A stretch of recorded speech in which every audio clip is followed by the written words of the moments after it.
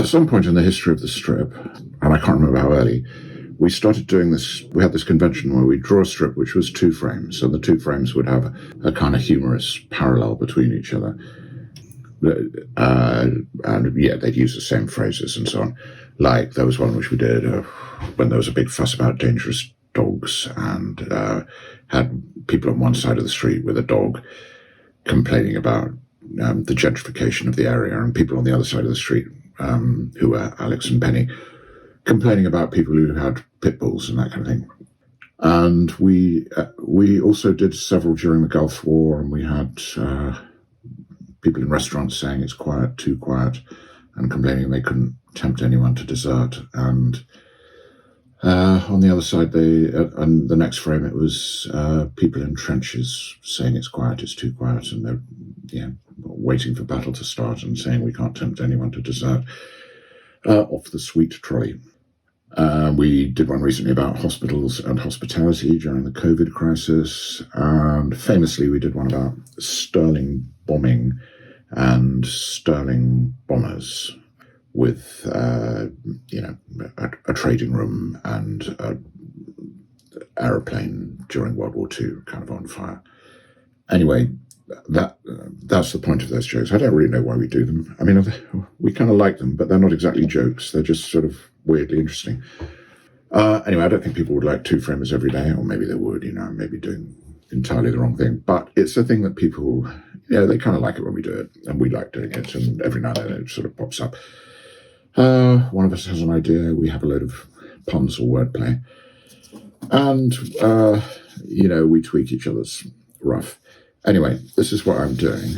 That's the kind of Alex sitting in his office prior to Halloween talking about the budget on TV. And we're also taking a slight risk, which is we've got a load of Democrats complaining about Trump winning. It's sort of got a question mark after Election Day in the US. And it's basically people saying the same thing. I take the rough, if I've drawn a rough. I mean, if I'm already drawn it like I have in a rough form, I can sort of use it as a basis for what I'm going to use. So that's what I'm going to do. I suppose we could look very stupid the day after this cartoon appears, if Kamala has the most fantastic victory, but I kind of doubt it, and so we're taking a risk. But anyway, this is about what if Trump wins, because it's just more extreme than British politics somehow. But maybe that's one of the points I'll try and get across in the drawing. Anyway, I'll get on with it instead of talking about it. Normally, when it's an election cartoon in this country, we did once do a cartoon which absolutely said, that Thatcher was going to win, I think. Because it seemed like it was so obvious, and we took a chance, and we were young as well, and we didn't really care. As we got older and more cautious and depended on the money more and blah, and then we've kind of been careful, and we tend to do a joke about people talking about the results in terms of how it'll, doesn't matter what the result is, it'll have this effect on our jobs, sort of thing. Or do a joke about people, I don't know, we normally do a joke about people actually going and voting. And usually we get quite a few jokes on the result of an election. We end up, this year we did a ton of jokes about private school fees, which, I don't know, that seemed to be the theme of things, but also capital gains tax and how that affected business and so on. But you don't really know before the election what it's going to be. And actually, to be honest, I don't really know what I tried asking a few people. We've got Halloween basically it's just the day after, but it's the Halloween season. We've got Halloween in the UK at the same time as the budget. And Halloween is kind of like an American celebration. And we got Bonfire Night which is a UK celebration or commemoration or whatever it is, on the same night as the American election. Obviously, they don't celebrate Bonfire Night at all. And we thought of that, and I think we were also talking about the fact that the Democrats are blue and the Conservatives are blue, and it should be the other way around, and that Trump's lot are red, and we think that of red as being kind of the left. The thing about this particular joke is I'm going to end up doing caricatures in it, which is not really what I do. I mean, people that think of cartoons tend to think that cartoons is all about caricatures. Well, you're going to have to do Starmer and Rachel Reeves. And I'll also have to do Trump, and I think I'll probably put Kamala in as well. And I would say I've done most of the political figures that have been in the last few years. I have actually drawn into the strip. We have Nigel Farage in the strip.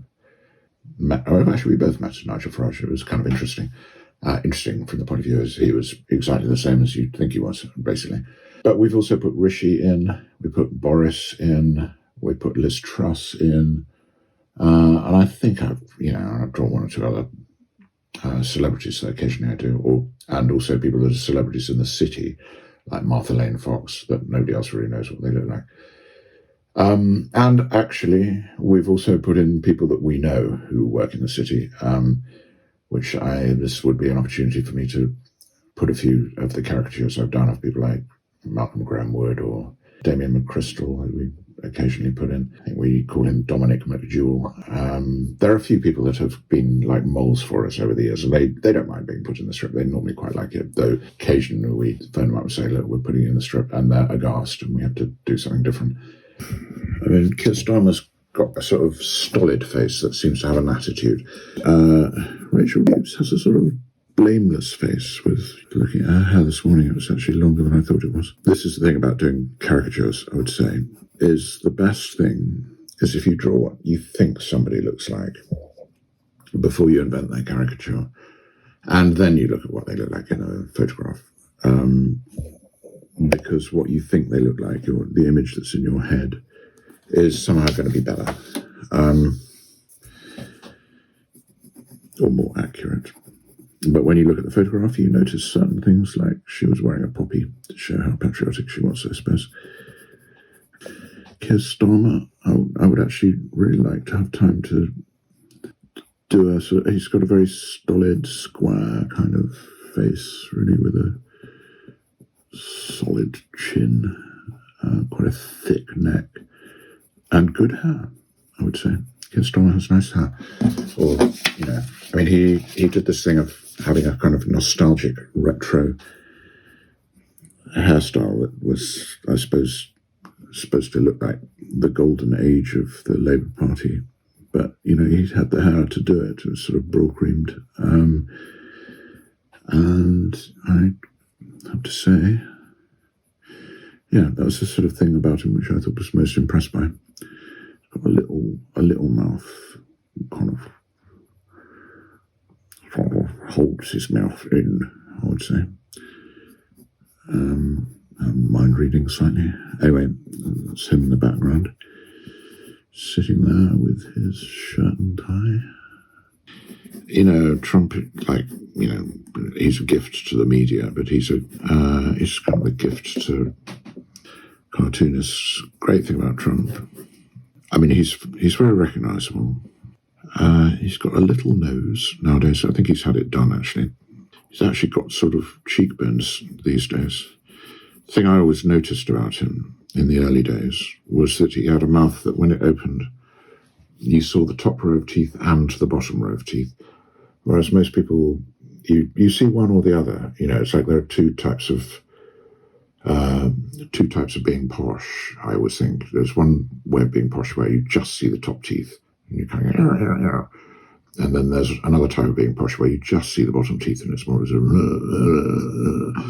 sort of thing. I won't say Trump's great for cartoonists, and he's sort of one of those characters that you can just draw his shadow and people know who you're talking about, know who you're trying to depict or what it is. I look at some Democrats. I mean, there's the media idea of what Democrats look like, who've all got blue hair. And then the actual party workers, which I looked up online, and they all looked very nice, actually. They all, but I'd say the same is probably true with people that are Republicans, at a local level, the ones that don't look particularly interesting for the media. Yeah, I mean, I think hair often is what makes people it shows a lot of their character. I mean, so Trump's hair is sort of slightly delusional hair, you know. It's like another kind of weird comb over that he has to do, which is sort of very insubstantial hair, basically. Starmer's got this sort of, like I said, I think he's got quite good hair, which looked old-fashioned and was kind of retro and almost nostalgic, I would say. Nostalgic for the great days of the Labour Party straight after the war, maybe, or the 50s or something. Rachel Reeves' hair, not unlike Penny's hair, you know, very sort of straight. Kamala's hair, she's got sort of gorgeous hair. I mean, she's kind of really, I think, rather a gorgeous woman. But anyway, I think I'm going to try and do... one thing I noticed about her is she was wearing what I think is known as a power bow. So it was like a black suit and a power bow and a poppy, which I probably ought to have Alex and Clive wearing. I think I'll do one on Sakia. Looks suitably constipated.